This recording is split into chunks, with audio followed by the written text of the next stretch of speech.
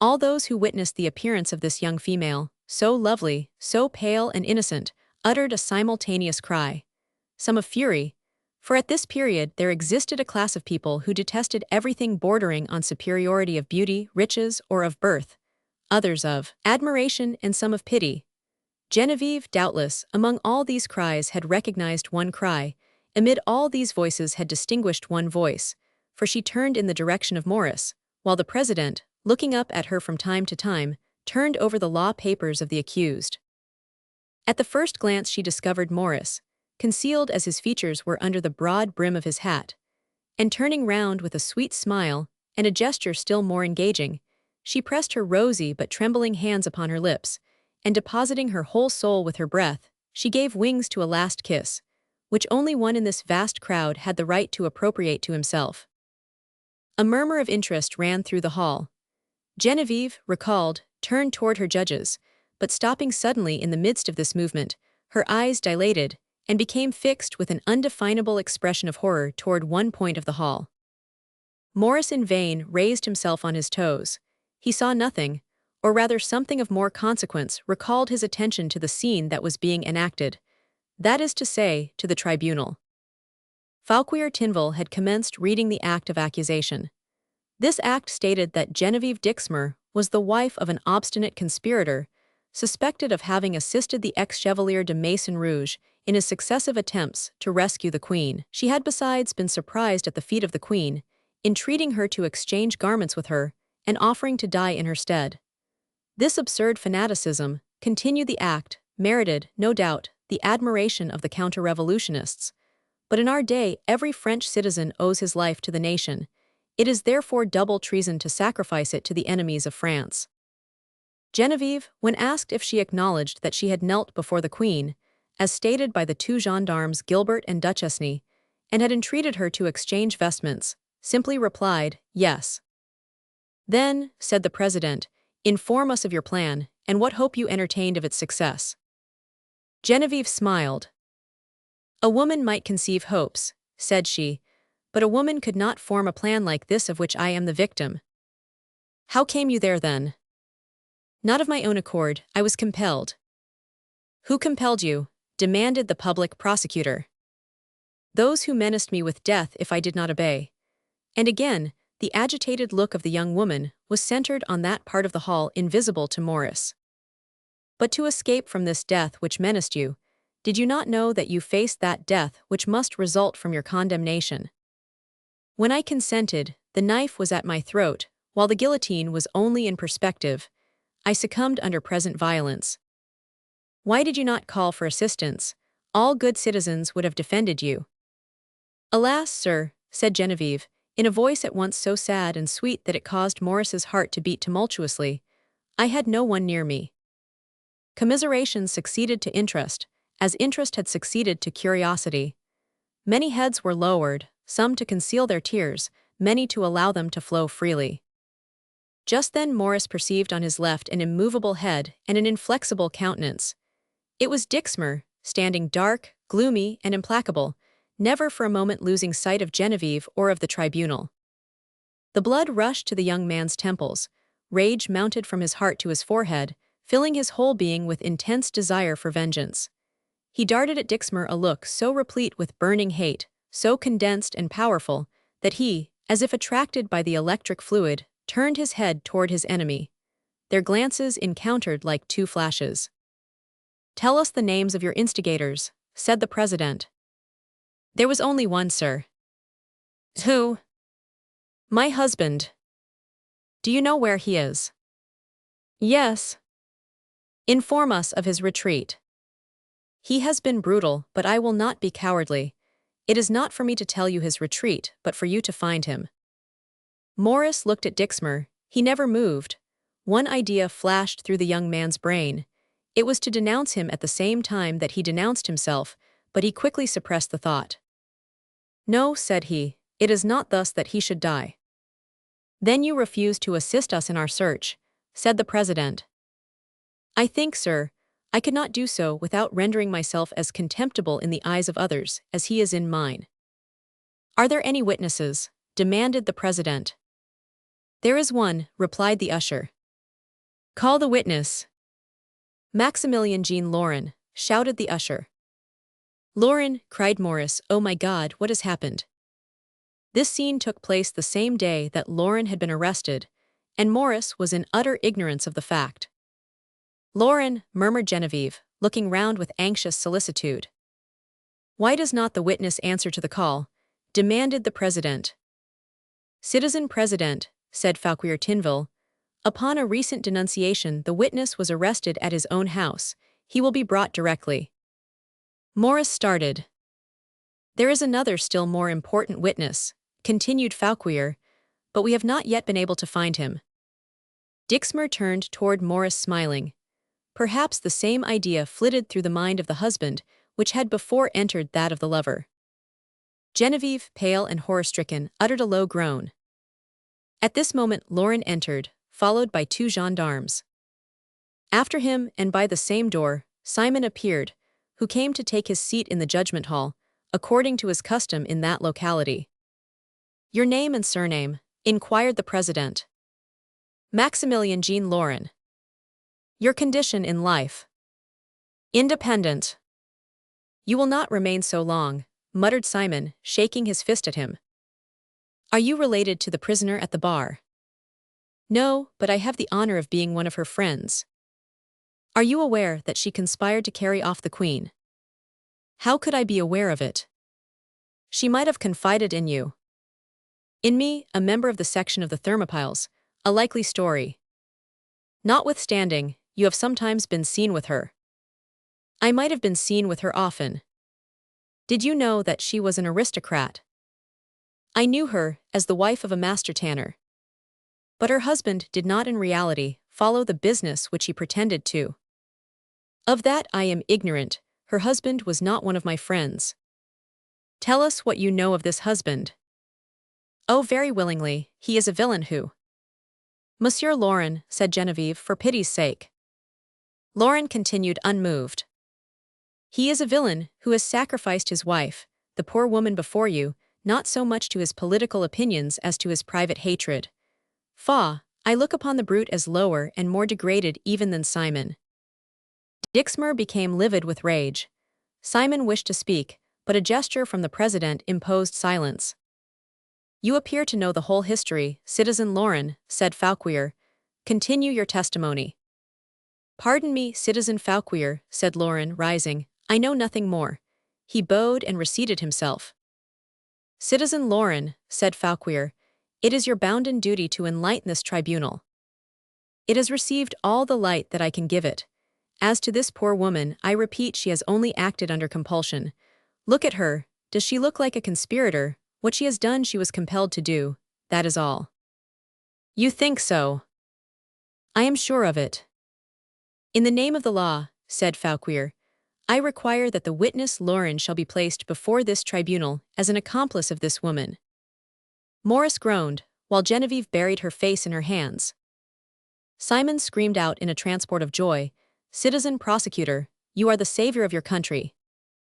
As to Lauren, he leaped over the balustrade without making any reply, and seating himself near to Genevieve, took her hand, and respectfully kissed it, saying, Good day, madame, with a coolness which electrified the assembly.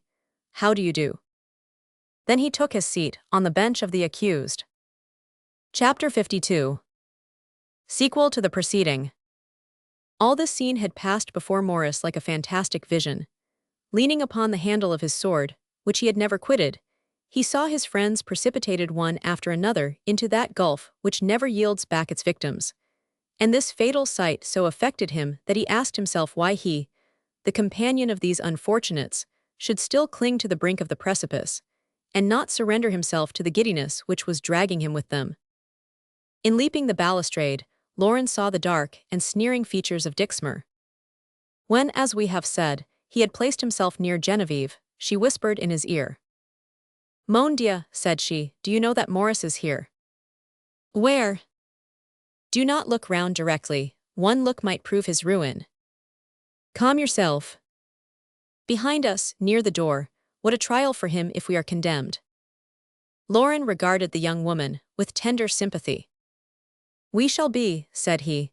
I conjure you not to doubt it. The deception would be too cruel if you were to permit yourself to hope. "Oh my God," said Genevieve, "pity our poor friend who will remain alone in the world." Lauren then turned round toward Morris, and Genevieve also could not refrain from glancing at him. His eyes were fixed upon them both, and one hand was placed upon his heart. "There is one way to save you," said Lauren. "Are you sure?" said Genevieve, her eyes sparkling with joy. "Oh, of that one I am sure," replied Lauren. "Oh, if you can save me, how I will bless you." "But this way," replied the young man. Genevieve read his hesitation in his eyes. "You have also seen him," said she. "Yes, I have seen him. Will you be saved? Let him, in his turn, take his seat in the iron armchair, and you will be safe." Dixmer, doubtless from Lauren's look and the expression of his countenance, divined what he uttered. He at first turned pale, but soon recovered his gloomy composure and satanic smile. "Impossible," said Genevieve. "I can no longer hate him." "Say that he knows your generous nature, and defies you." "No doubt, for he is sure of him, of me, of us all." "Genevieve, Genevieve, I am less perfect than you. Let me bring him here, let him perish." "No, Lauren, I conjure you. Nothing in common with that man, not even death. It seems to me I should be unfaithful to Morris were I to die with Dixmer." "But you will not die." "How can I live when Morris is to die?" "Ah," said Lauren, "Morris has reason to love you. You are an angel, and heaven is the angel's home. Poor dear Morris." In the meantime, Simon, who could not overhear the conversation between the accused, devoured their looks instead of their words. "Citizen gendarme," said he, "prevent those conspirators from continuing their plots against the Republic, even in the revolutionary tribunal." "You know, Citizen Simon," replied the gendarme, "that here they conspire no more, and if they do so it will not be for long. These citizens are only conversing together, and since the law does not forbid them to do so in the car, why should it be forbidden at the tribunal?" This gendarme was Gilbert, who, having recognized the prisoner taken in the Queen's chamber, avowed with his ordinary honesty the interest which he could not help according to her courage and devotion. The president, having consulted the court, at the request of Fauquier Tinville, commenced his questions. "Accused Lauren," demanded he, "of what nature was your acquaintance with the citizen Madame Dixmer?" "Of what nature, Citizen President?" "The pure flame of friendship bound us one to another. As a sister she loved me, and I her as a brother." "Citizen Lauren," said Fauquier Tinville, "your poetry is out of season here, and the rhythm is bad." "Why so?" "You have one syllable too many." Cut it off, Citizen Prosecutor, that is your trade, you know."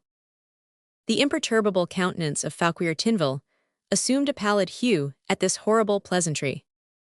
"And in what light," demanded the president, "did the citizen Dixmer view this liaison of a professed Republican with his wife?" "As to that, I can tell you nothing, declaring that I was never acquainted with the citizen Dixmer, and never had any desire to be so." "But," resumed Fauquier Tinville, "you did not tell us that your friend Morris Lindy formed the link of this pure friendship between yourself and the accused." "If I did not say so," replied Lauren, "it was because it seemed to me wrong to speak of it, and I think that you might even follow my example." "The citizen jurors," said Fauquier Tinville, "will appreciate this singular alliance between an aristocrat and two Republicans, and at the very moment when this aristocrat is convicted of the blackest plot that could be concocted against the nation." "How should I know anything concerning this plot you speak of?" demanded Lauren, disgusted by the brutal stupidity of the argument. "You were acquainted with this woman, you were her friend, you term yourself her brother, you speak of her as your sister, and you were not cognizant of her proceedings. Is it then probable, as you have yourself remarked," continued the president, "that she would have committed alone this act imputed to her?" "She did not commit it alone," replied Lauren, repeating the technical words used by the president, "since, as she has told you, and I have told you, and now repeat, her husband compelled her." "Then how is it that you are not acquainted with the husband?" said Fauquier Tinville, "since the husband was united with the wife."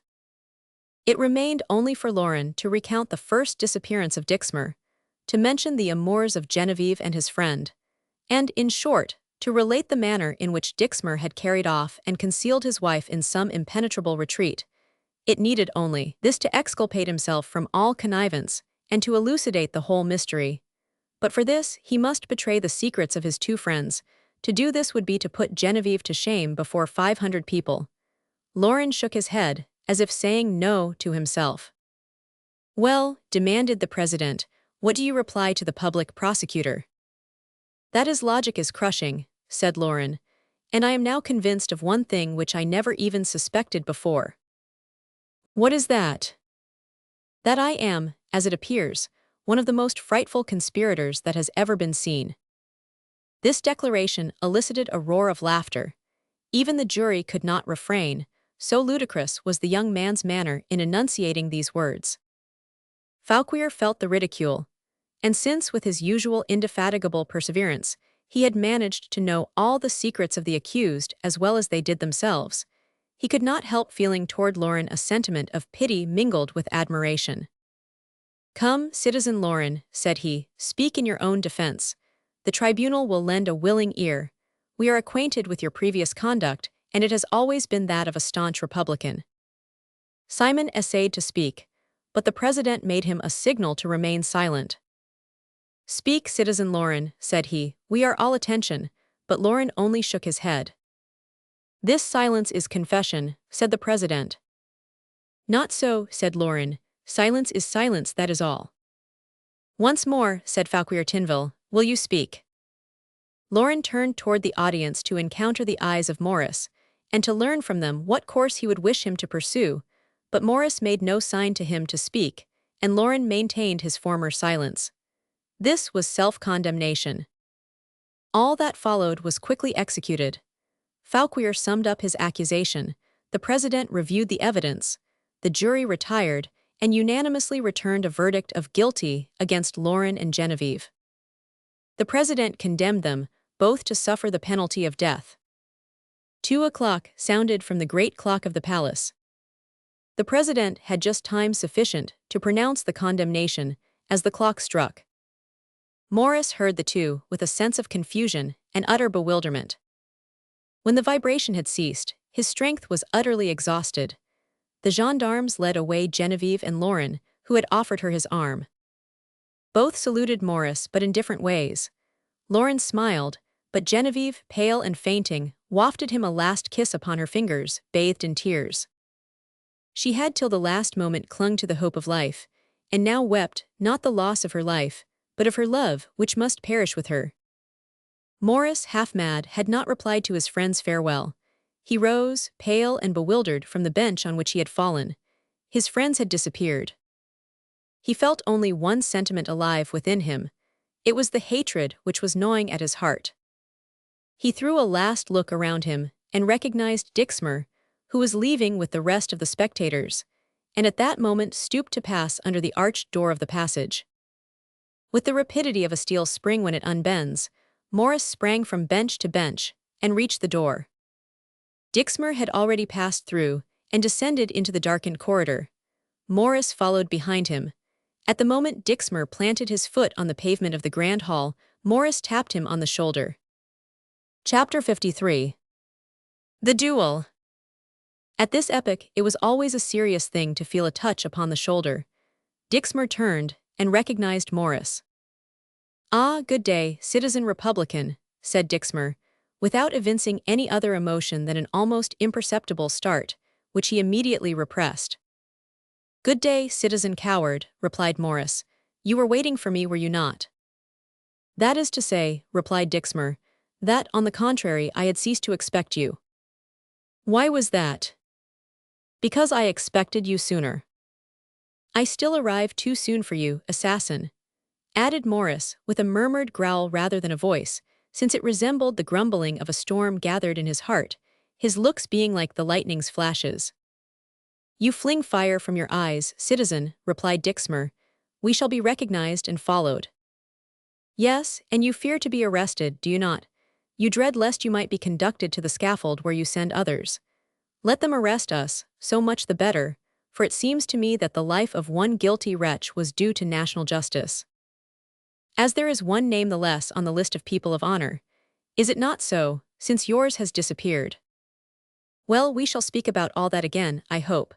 But in the meantime, you are avenged, miserably avenged upon a woman. Why, since you have waited for me elsewhere, did you not do so at my house, when you stole away Genevieve? You were the first thief, I believe. Neither by your wit nor your words have I ever known you, sir. I know you better by your actions. Witness the day when you wanted to murder me. That day your true nature spoke. And I have more than once regretted that I did not listen to it, answered Dixmer, coolly. Well, said Morris, touching his sword, I offer you your revenge. Tomorrow, if you like, but not today. And why tomorrow? Or this evening? Why not directly? Because I am engaged till 5 o'clock. Another hideous project, said Morris, another ambush. Really, Monsieur Morris, you are rather ungrateful, replied Dixmer. In truth you are. Here, for 6 months, I have allowed you to make love to my wife, for 6 months have permitted your meetings, and have not noticed your smiles. Never man, you must confess, has evinced so little of the tiger in his composition as myself. That is to say, you thought I might be useful, and you could mold me to your purpose. Without doubt, returned Dixmer calmly, who ruled his own passion as much as Morris was carried away by his. Without doubt, while you were betraying your republic and were selling it to me for a look from my wife, while you were dishonoring yourselves, you by your treason, she by her adulterous love, I remained the sage and hero. I waited and I triumphed. Horrible, said Morris. Is it not? Yes, you appreciate your own conduct fully, sir. It is horrible, it is infamous. You deceive yourself, sir. The conduct I term horrible and infamous is that of the man to whom the honor of a woman had been confided, who had sworn to guard this honor pure and unsullied, and who, instead of keeping his word and oath, employed her beauty as a shameful bait to ensnare a feeble heart. It was your sacred duty beyond all others to protect this woman, and instead of protecting her, you have sold her.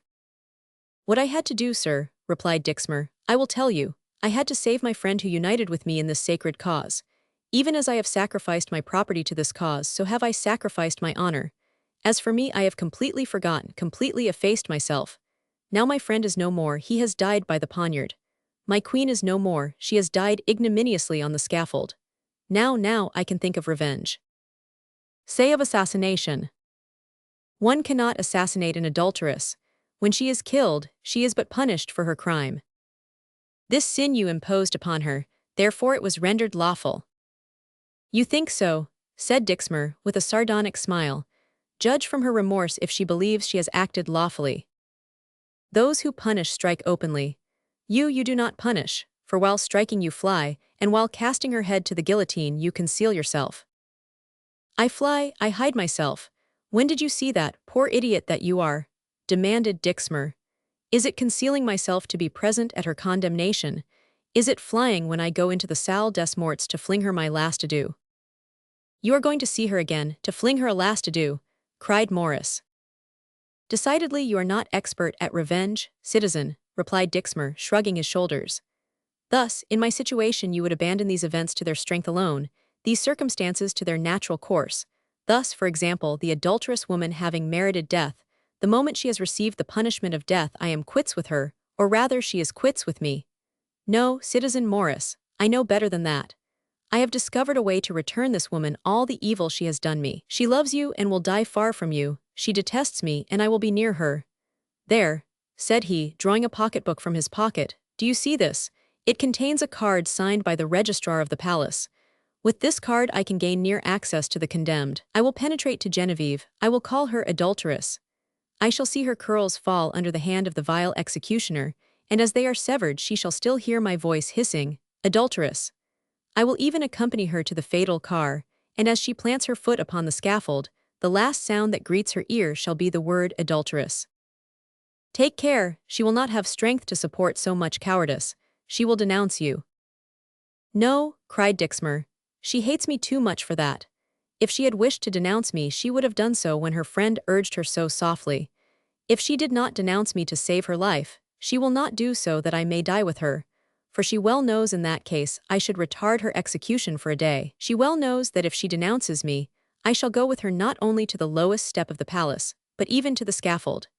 She well knows that instead of leaving her at the foot of the ladder, I shall ascend into the car with her, and that, seated by her side, the whole length of the road I shall constantly repeat the one dreadful word, adulteress. That even on the scaffold I shall continue to do so, till the moment she sinks into eternity, and the accusation falls with her." Dixmer was frightful in this state of anger and hatred.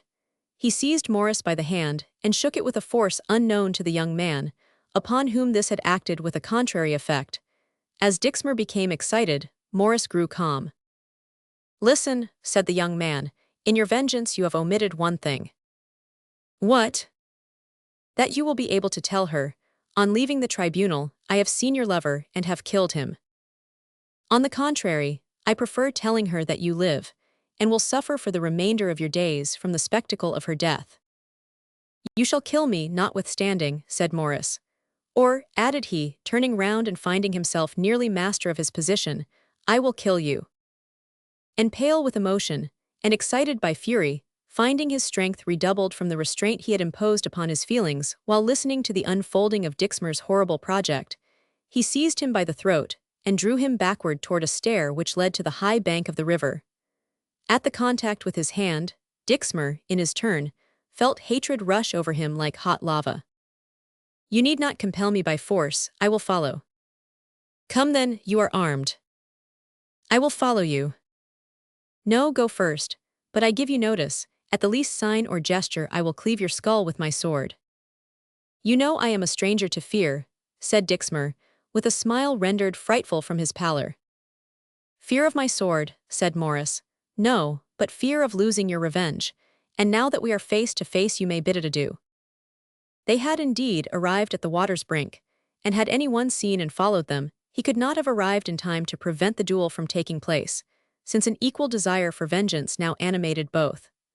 While speaking, they had descended the short stair leading to the palace square and gained the nearly deserted quay, for as the condemnations continued, seeing it was 2 o'clock at least, the crowd still filled the judgment hall, the corridors, and the courts.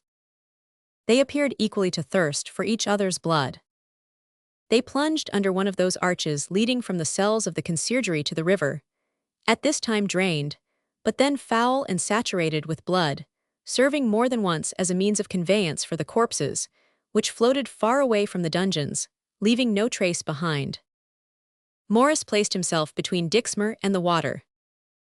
"I decidedly think I shall kill you, Morris," said Dixmer. "You tremble so much." "And I, Dixmer," said Morris, taking his sword in hand and carefully enclosing him so as to cut off all retreat, "I, on the contrary, believe that I shall kill you, and having killed you, shall remove from your pocketbook the pass signed by the registrar of the palace. Nay, you need not button your coat. My sword shall open it, I will be bound, were it even formed of brass like the cuirasses of old." "And this paper," roared Dixmer, "you will take it, will you?" "Yes," said Morris, "I will use the pass. With this talisman I will secure an entrance to Genevieve. I will sit next her in the car, I will murmur in her ear while her life remains, 'I love thee,' and when the last stroke has fallen, I will murmur still, 'I loved thee.'" Dixmer made a movement with his left hand to take the pass from his pocket, and together with the pocketbook to cast it into the river, when rapid as a thunderbolt and trenchant as a hatchet, Morris's sword fell upon his hand, nearly severing it from the wrist. The wounded man uttered a cry, and shaking his mutilated limb, flung himself furiously on his antagonist. Then in the obscurity of this gloomy vault, the deadly combat commenced. The two men, enclosed in a space so narrow that the sword strokes could not diverge from the line of the body, slid upon the humid pavement, and with difficulty supported themselves by the sides of the arch. The impatience of the combatants caused them to redouble their blows. Dixmer, who, as he felt his lifeblood flow, was aware that his strength diminished, charged Morris so furiously that the latter was compelled to step backward. In so doing he lost his footing, and his enemy's sword grazed his breast. But by a movement rapid as thought, kneeling as he was, he raised the blade with his left arm and turned the point toward Dixmer, who, maddened with rage, darted forward, and impelled by the inclining ground, fell on the sword, the point of which entered his body. He uttered a fearful imprecation, and the two bodies rolled to the outside of the arch. One only rose. It was Morris covered with blood but with the blood of his enemy. He drew his sword toward him, and as he drew it, the remnant of life which still agitated with a nervous, shuddering the limbs of Dixmer, ceased. Then, when assured that he was dead, Morris stooped toward the corpse, opened the dead man's coat, withdrew the pass, and hurried away directly. But on looking at himself, he felt assured that in his present state, he should not proceed far without being arrested. He was literally covered with blood. He approached the water's edge, and bending toward the river, washed his hands and coat. He then rapidly ascended the steps, casting a last look toward the arch, from whence a red, smoking stream issued, advancing slowly toward the river. On approaching the palace, he opened the pocketbook, and there found the pass signed by the registrar. "Thanks just God," murmured he, and he rapidly mounted the steps leading to the Salle des Morts. It struck 3. Chapter 54. The Salle des Morts. It will be remembered that the registrar of the palace had opened his jailer's book to Dixmer, and had also entered into an arrangement with him, which the presence of Genevieve rendered peculiarly agreeable. This man, it may be imagined, was terribly alarmed when the news of Dixmer's plot was communicated to him. He would doubtless be considered as nothing less than an accomplice of Dixmer, his false colleague, and would therefore be condemned to die with the wretched Genevieve. Fauquier Tinville had summoned him to appear before him.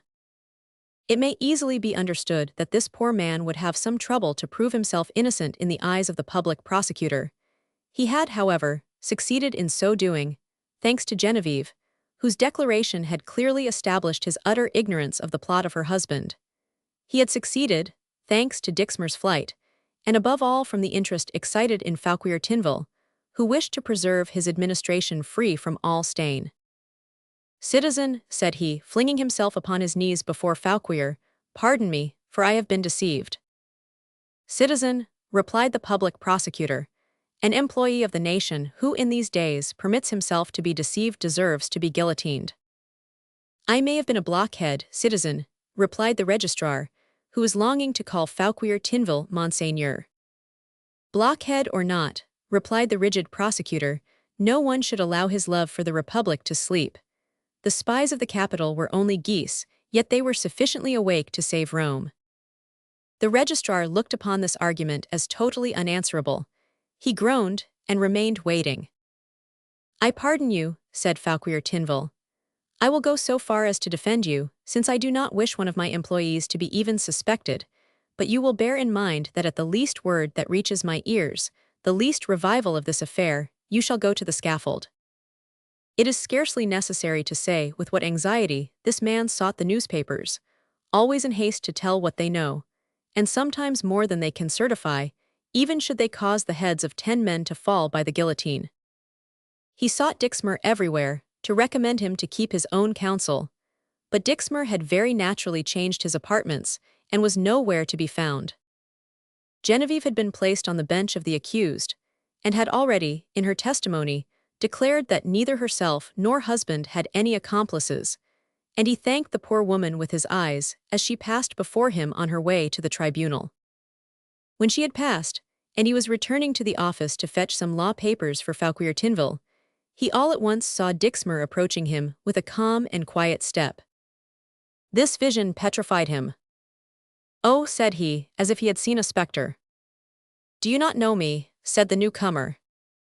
"Of course I do. You are the citizen Durand, or rather the citizen Dixmer." "Just so. But are you a dead man, citizen?" "Not yet, as you see." "I mean to say that they will arrest you." "Who wants to arrest me? No one knows me." "But I know you, and it only needs one word from me to send you to the guillotine." "And 2 words from me, to send you there with me." "It is shameful of you to say that." "No, it is logic." "But what is your business?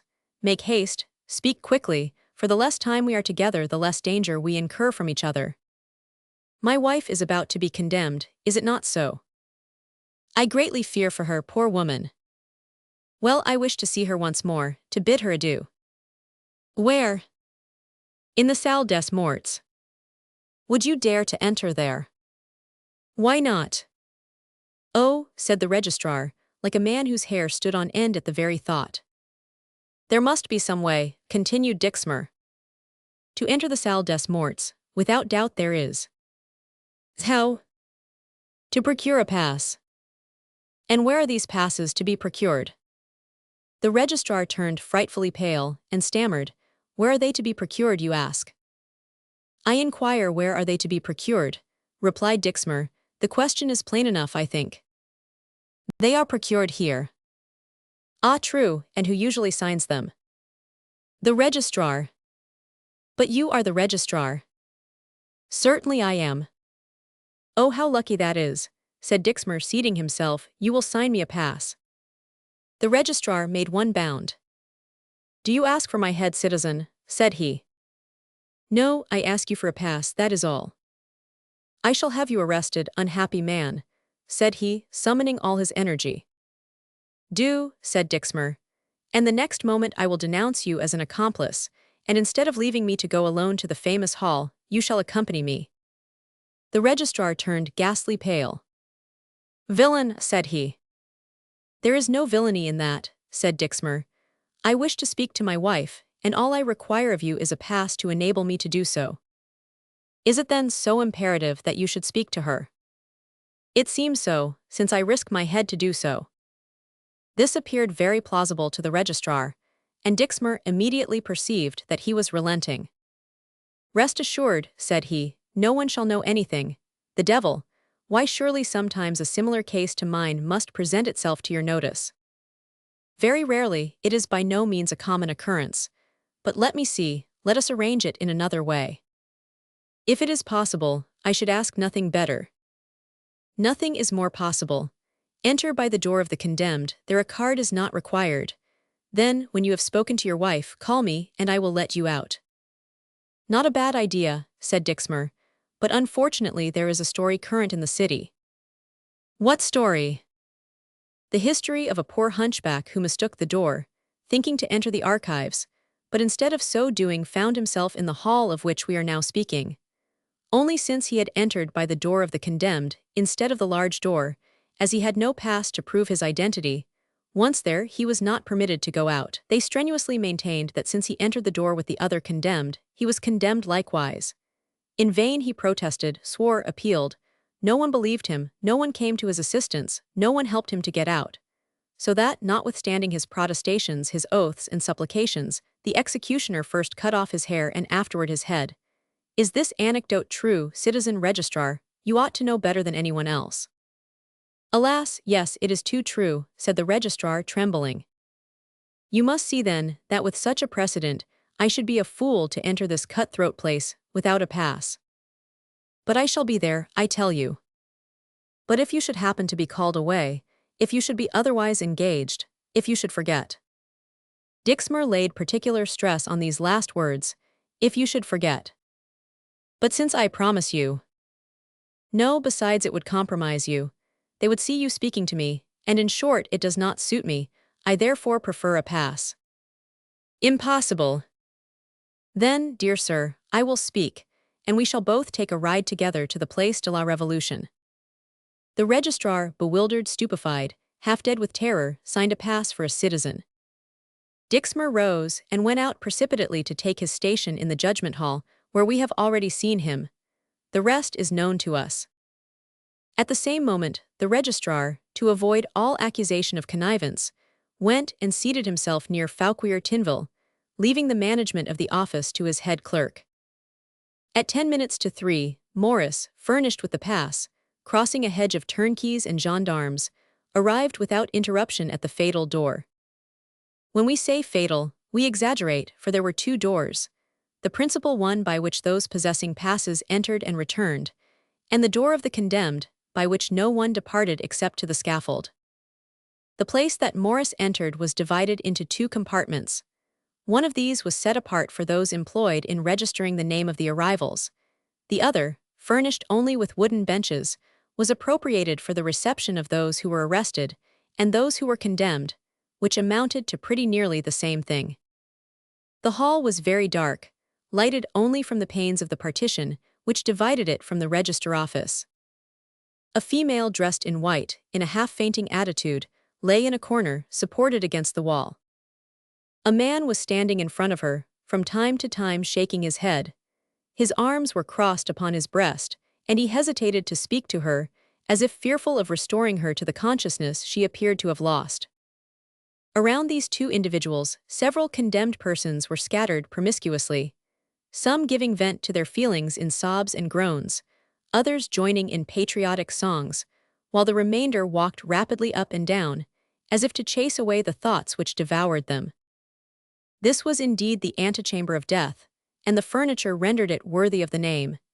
Here were seen half-opened coffins filled with straw, seeming as if to invite the living to their beds of repose, the receptacles provided for the ashes of the dead. There was a large closet opposite the partition. A prisoner, prompted by curiosity, opened it, but recoiled horror-struck. It contained the blood-stained garments of those executed on the preceding evening, long tresses of hair hanging here and there, the executioner's perquisites, who sold them to the relatives when not enjoined by the authorities to burn these precious relics. Maurice, trembling with emotion, had hardly opened the door, when the whole tableau at once presented itself to his view. He advanced 3 steps into the hall and fell at Genevieve's feet. The unfortunate woman uttered a cry, which Maurice stifled on her lips. Laurent, weeping, pressed his friend in his arms. These were the first tears he had shed. Strange that all these unhappy individuals, assembled to die together, scarcely looked at the touching tableau presented to their view by their unfortunate fellow creatures. Every one suffered too much himself to take part in the miseries of others. The 3 friends remained for a moment united in a silent embrace, happy, almost joyous. Laurent was the first of the ill-fated group to disengage himself. "Are you then condemned also?" said he to Maurice. "Yes," replied he. "Oh, happiness," murmured Genevieve. But the joy of those who have only 1 hour to live cannot last even as long as their lives. Maurice, having contemplated Genevieve with looks of ardent and profound affection, and having thanked her for the expression, at once so egotistical and so tender, which had just escaped her, turned toward Laurent. "Now," said he, taking Genevieve's hands within his own, "let us talk together."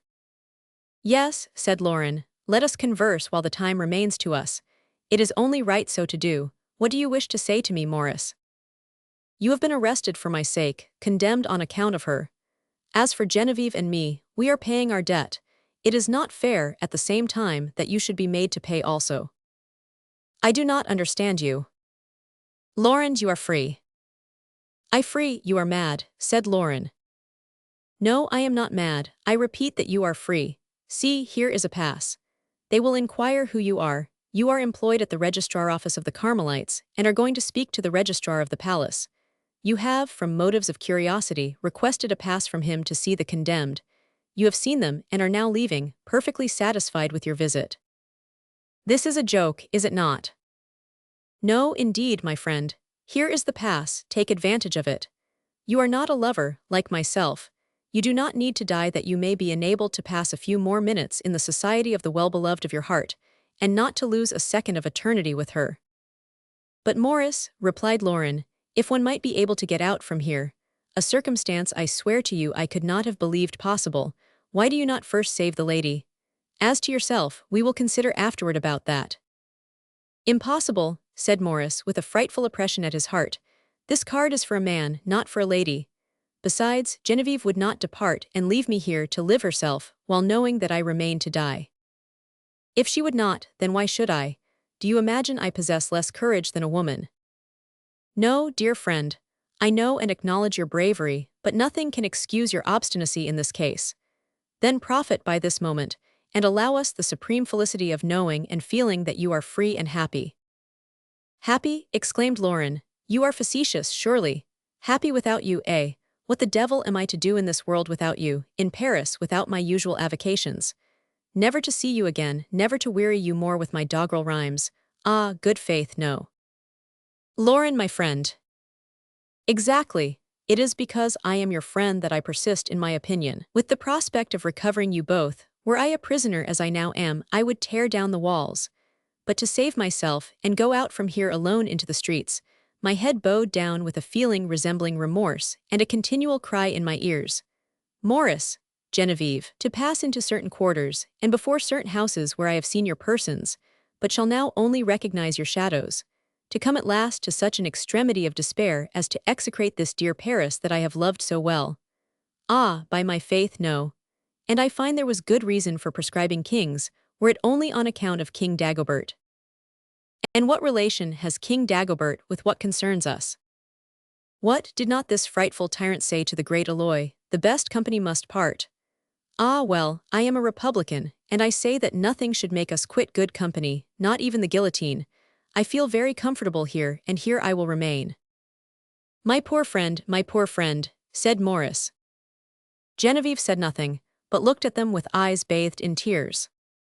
You regret to lose your life then, said Lauren. Yes, on her account. I am not in the least sorry at losing mine, not even on account of the goddess Reason, who, I had forgotten to tell you, has latterly behaved most shamefully to me, who will not take the trouble even to console herself, like the other Artemis of old. I shall go to my death perfectly cool and rather facetious. I will amuse all the beggarly wretches who follow the car. I will repeat a pretty quatrain to Monsieur Sanson, and wish the company good night, that is to say, wait. Lauren interrupted himself. Ah, to be sure, said he, I will go out. I well knew that I loved no one, but I forgot that I hated someone. The time, Maurice, the time. 3:30. I have time, heaven, there is time. Certainly, cried Maurice. There are 9 more accused persons still to be tried. This will not terminate before 5 o'clock. We have therefore nearly 2 hours respite.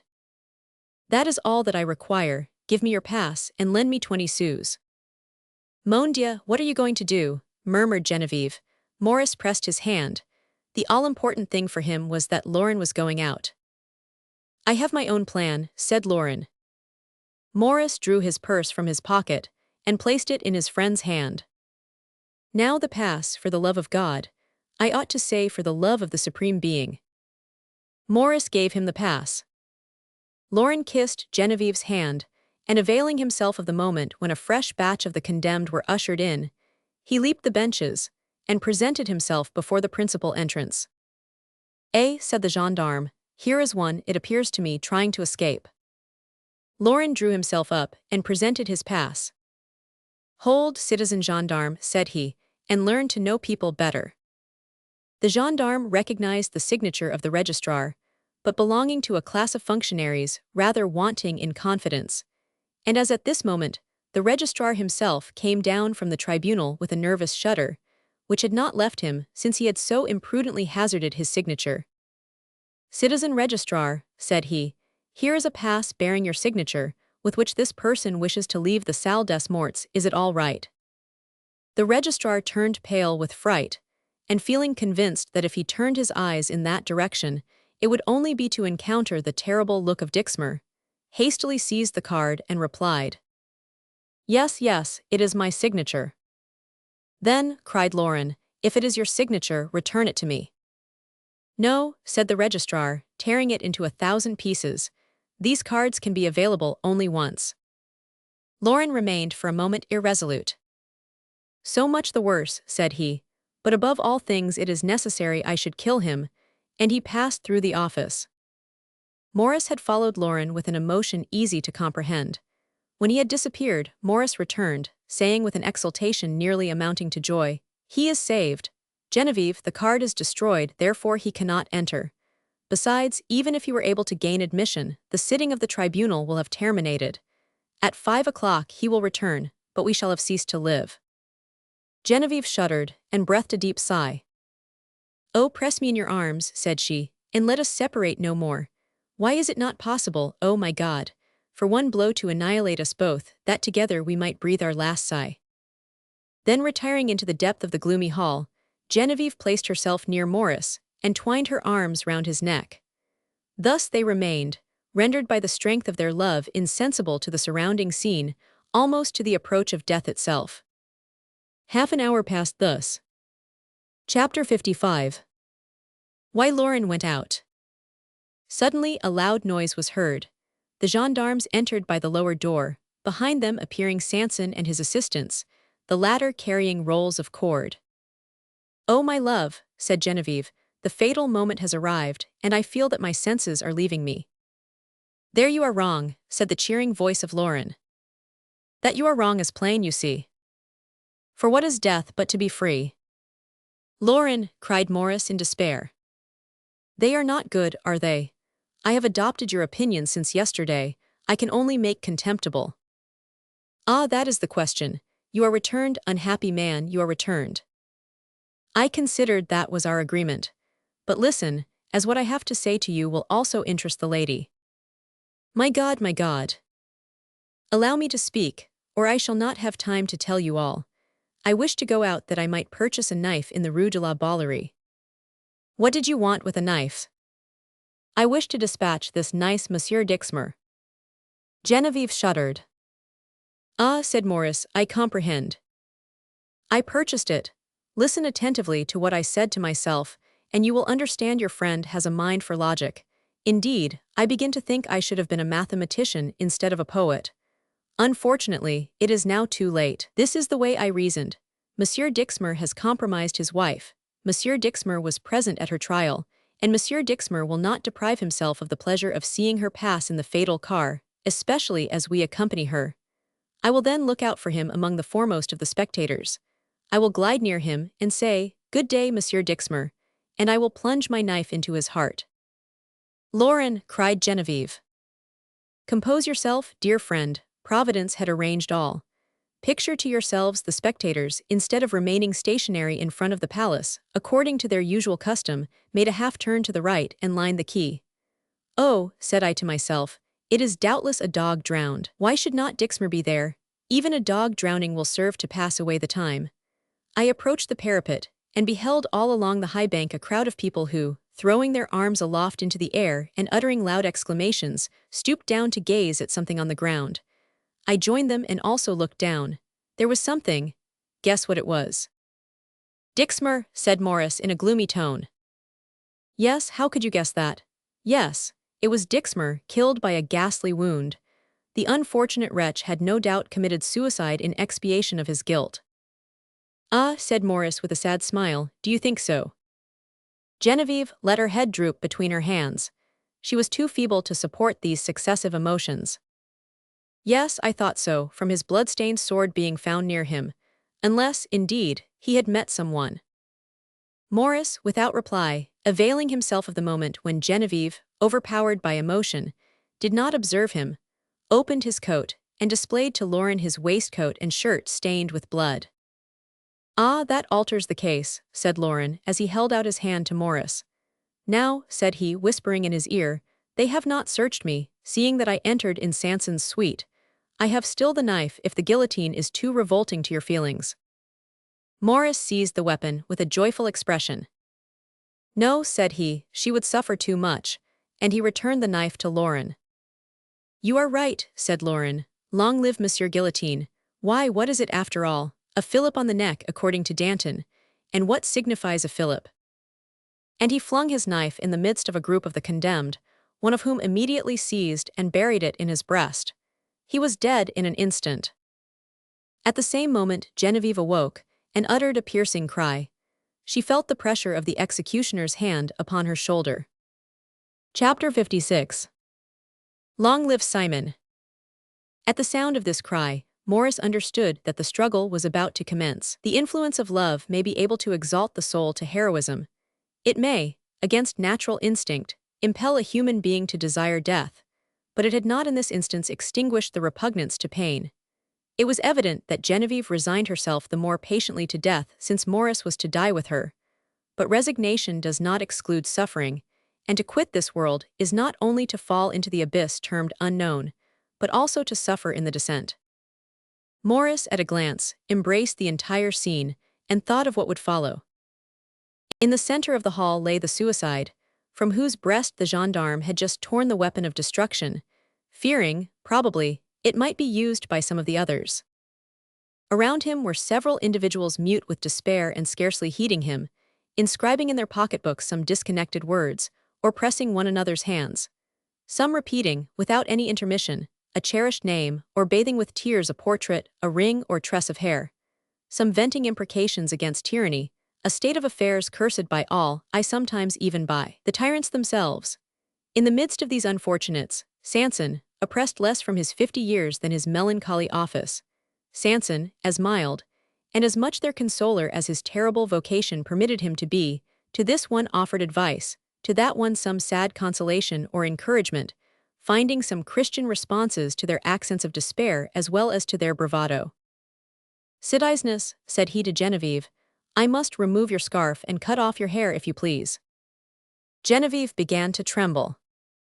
Come, dear lady, said Lauren softly, take courage. May I remove the lady's hair? Asked Maurice.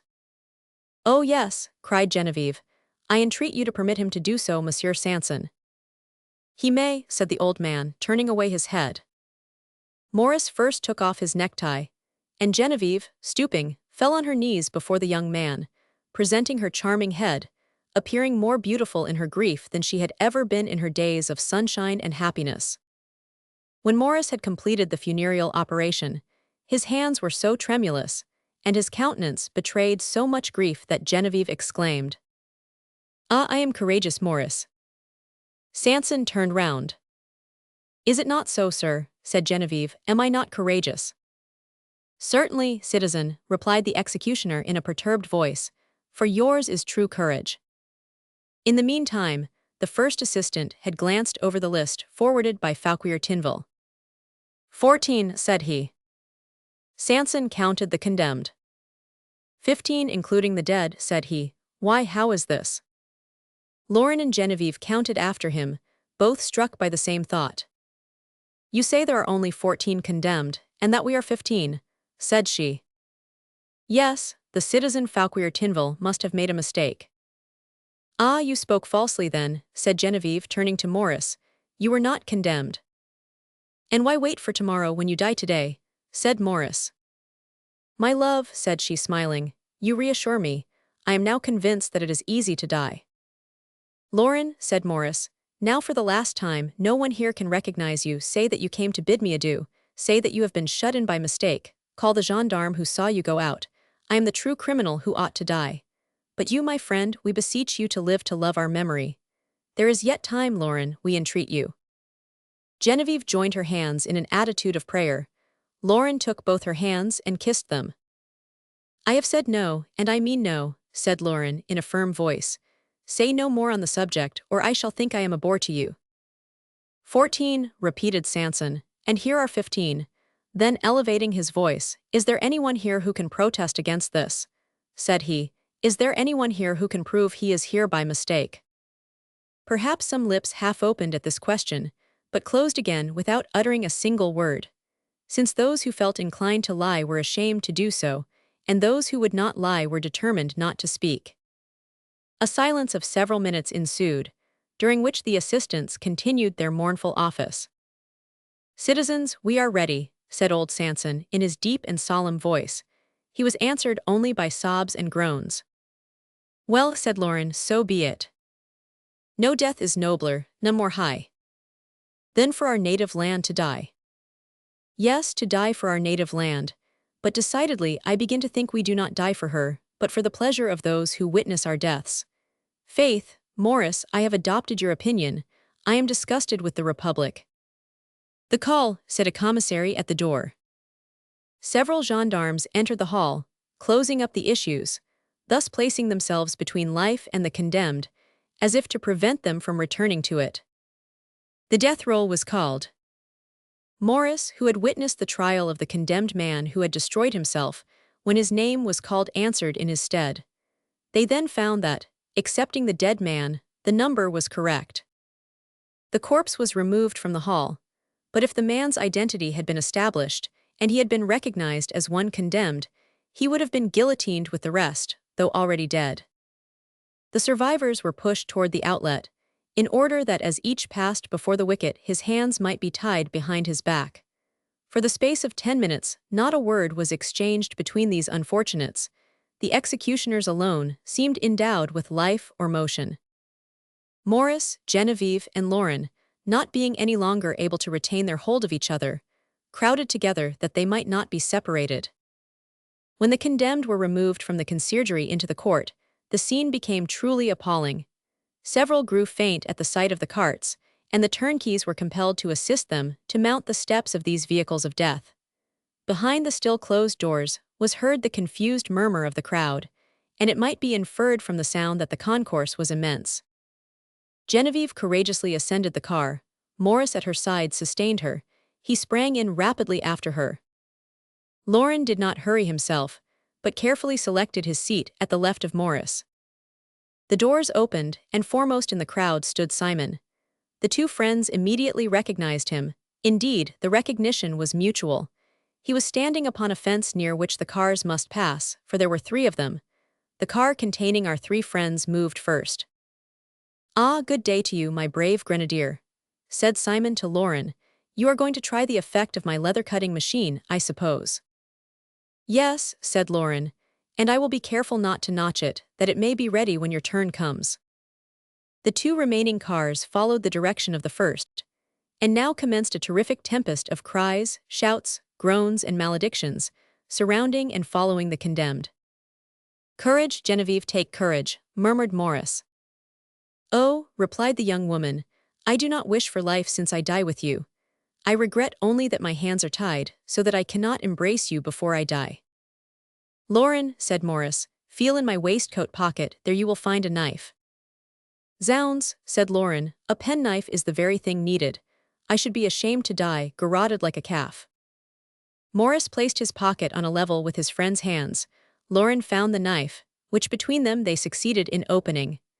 Morris then placed it between his teeth, and severed the cord which bound Lauren's hands, who, the moment they were free, performed the same office for Morris. "Make haste," said the young man, "Genevieve is fainting." In fact, to accomplish this operation, Morris had for a moment turned from Genevieve, when, as if all her strength had been derived from him, her eyes closed, and her head sank upon her breast. "Genevieve, open your eyes, my love," said Morris. "We have only a few minutes more to see each other in this world." "The cords wound me," murmured the young woman. Morris unbound them. She immediately reopened her eyes, and rose, radiant with almost celestial beauty. She threw one fair arm around Morris's neck, and with the other hand took that of Lauren. And thus, all three standing in the cart, with two more victims lying at their feet wrapped in the stupor of anticipated death, they gazed toward heaven with a look of ardent gratitude for having been permitted to support and console each other, while those who had outraged and insulted them previously were now perfectly silent. The scaffold was in sight. Morris and Lauren beheld it. Genevieve did not, she saw naught but her lover. The car stopped. "I love thee," said Morris to Genevieve, "I love thee." The woman first," shouted 1,000 voices. "Thanks, good people," said Morris, "who then can call you cruel?" He took Genevieve within his arms, pressed his lips fondly upon hers, and delivered her to Sanson. "Courage," cried Lauren, "courage." "I have it," said Genevieve, "I have it." "I love thee," murmured Morris, "I love thee." They were no longer victims about to be slaughtered, but friends making a festival of death. "Adieu," cried Genevieve to Lauren. "Farewell till we meet again," replied he. And Genevieve disappeared under the fatal drop. "After you," said Lauren. "After you," replied Morris. "Hark, she calls you." At this moment, Genevieve uttered her last cry. "Come," said she. A furious uproar took place in the crowd. The fair and graceful head had fallen. Morris rushed forward. "It is exactly correct," said Lauren. "Let us follow logic. Do you hear me, Morris?" "Yes." "She loved you, and they have murdered her first. You are not condemned, and therefore die the second. And I, who have done nothing, being the greatest criminal of the three, die the last. And thus you see how passing clear. Logic makes everything appear. Good faith, citizen Sanson, I promised you a quatrain, but you must be content with a distich." "I did love thee," murmured Morris, lying on the fatal plank and smiling at the head of his beloved.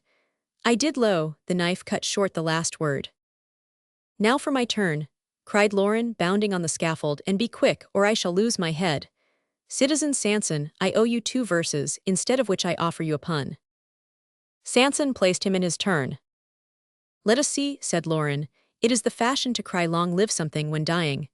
Once it was, Vive le Roi, but now there is no king. Next the cry was, Vive la Libert, but there is no more liberty. Faith, long live Simon, say I, who unites us all three." and the head of the generous and noble-hearted young man fell near those of Maurice and Genevieve. The end.